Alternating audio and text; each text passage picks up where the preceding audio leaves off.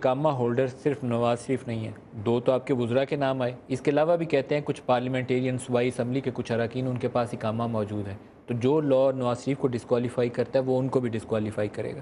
اگر ایسی صورتحال ہوئی تو کیا کریں گے؟ لیکن میں نے یہ کہا نا کہ لا ایسا کوئی نہیں ہے، یہ ایک انٹرپریٹیشن ہے آئین کی شک کی، جس پر جو بات لیکن اسے آپ کو سر ٹریولائز نہیں کرنا چاہیے۔ میں ٹریولائز نہیں کر رہا ہوں، میں گزارش منسٹر آف پاکستان کو دبئی کا اقامہ کیوں چاہیے؟ آئی فیل ٹو انڈرسٹینڈ۔ جب انہوں نے یہ ویزا لیا، ریزیڈنٹ ویزا ہے، وہ اس وقت ملک کے وزیر اعظم نہیں تھے، وہ ایگزائل میں تھے، ان کو ویزا کی ضرورت پڑتی تھی، ویزا لینا مشکل ہوتا ہے، تو یہ ایک عام پریکٹس ہے، یہ صرف وزیر اعظم صاحب یا چند اور prime minister for last 4 years اور جی وہ ختم ہو گیا تھا، یہ تو بات وہ تو ایک اس کا ایک پیریڈ ہوتا ہے، وہ بات ختم، اقامہ ختم ہو چکا تھا، اس کی ویلیڈیٹی 1 سال کی ہوتی ہے۔ 14 تک تھا نا؟ نہیں، وہ کمپنی جو ہے وہ 2014 تک تھی۔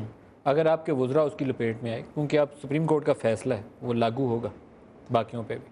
نہیں، میں نے کہا کہ وہ سپریم کورٹ کا فیصلہ ایک پرٹیکولر کیس کی انٹرپریٹیشن ہے۔ میں نے آپ سے پیسے لینے ہیں اور میں نے نہیں لیے اور میں نے ان کو ایسٹ ڈکلیئر نہیں کیا تو میں ڈسکوالیفائی ہو گیا، یہ ججمنٹ ہے۔